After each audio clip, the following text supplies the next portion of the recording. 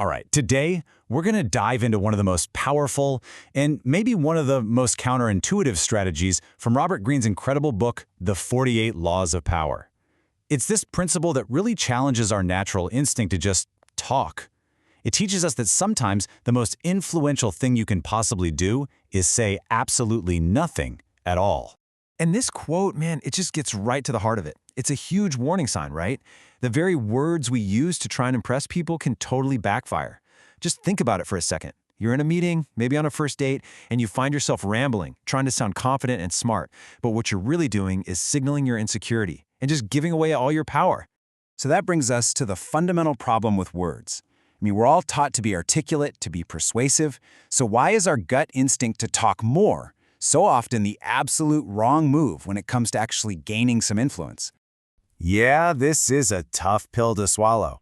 Every single extra word you say is another chance to say something foolish, something you can't take back, and once it's out there forever. You're basically handing people ammunition to question you, to pick you apart, and even to use your own words against you. It's a massive strategic liability that we just seem to overlook all the time. So, how do you flip this script? How do you turn this verbal liability into a serious strategic advantage? Well, this is where Robert Greene offers up a really powerful solution with his fourth law. It sounds so simple, so direct, right? But believe me, this is incredibly difficult to actually put into practice. This law is all about self-control. It's not about being silent all the time. It's about making every single word you say count by just choosing to use fewer of them. And here's where the psychology gets really fascinating. Humans are, as Greene puts it, machines of interpretation. When you're silent, you create this void, and people cannot stand a void. They rush to fill it with their own ideas, their own anxieties. They get nervous, they start talking, and more often than not, they reveal what they're really thinking. Your silence makes you a mystery that they become desperate to solve. Of course, this isn't just some abstract theory. History is absolutely filled with powerful people who totally mastered this law. So let's take a look at a couple of examples. And these stories are pulled right from Greene's incredible research into thousands of years of strategic history. Let's kick things off with a king. So our first case study is King Louis XIV of France, the Sun King. Now, what's really interesting is that early in his reign, Louis was actually pretty talkative. But as he got more and more powerful, he learned to put on this mask of silence, because he understood that power is, at its core, a game of appearances.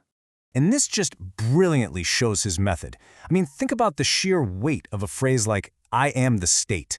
It's absolute. There's zero room for argument. And his favorite response to pretty much any request, "I shall see."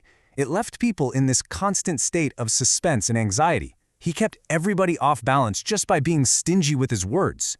And this tactic isn't just for ancient kings either. Let's fast forward to the 20th century, and you've got the artist Andy Warhol.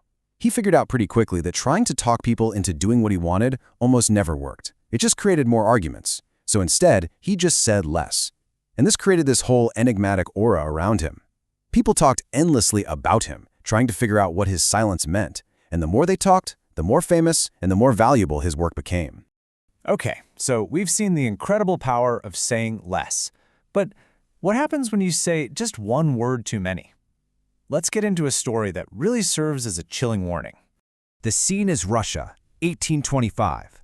Tsar Nicholas I has just crushed a rebellion, and one of its leaders, a guy named Kondraty Ryleyev, is facing the ultimate punishment.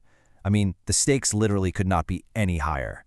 So, on the day of the execution, something happens that seems like a miracle, like divine intervention.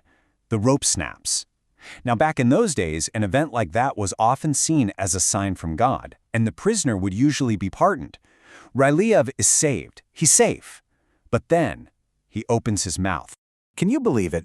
In that moment of pure, unbelievable relief, standing there on the gallows, he just couldn't resist making the sarcastic joke. He got a tiny, brief moment of satisfaction from a clever line, but what did it end up costing him? He said more than was necessary. When a messenger reports the failed execution and Ryleyev's little comment to the Tsar, the pardon is immediately torn up. The Tsar just says, "Let us prove the contrary." The very next day, they used a better rope. Ryleyev's unnecessary words literally cost him his life. It's a brutal lesson. Once the words are out, you can never, ever take them back. Okay, so you might be thinking, great, I'll just be quiet all the time. Well, not so fast. Like any law of power, this is not a blunt instrument you can just use in every single situation. Sometimes saying less is actually the wrong move. There are really two key moments when you should probably ignore this law. First is when your silence might make someone above you, like a boss, suspicious. A quiet employee can seem incompetent or even defiant. So in that case, saying something, even if it's kind of vague, is way better than saying nothing at all. And the second big exception is using words as a smokescreen. This is straight out of the con man's playbook. You overwhelm your target with so much chatter that you distract them, making you seem all open and honest while you're really hiding your true motives. So you see, the fourth law is a tool, not a command. Real mastery here isn't about just being quiet. It's about being deliberate. It's about understanding that every single word you speak can either build your power or just give it all away. So the question I want to leave you with is this. In your own life, right now, are your words building your power or are they just chipping it away?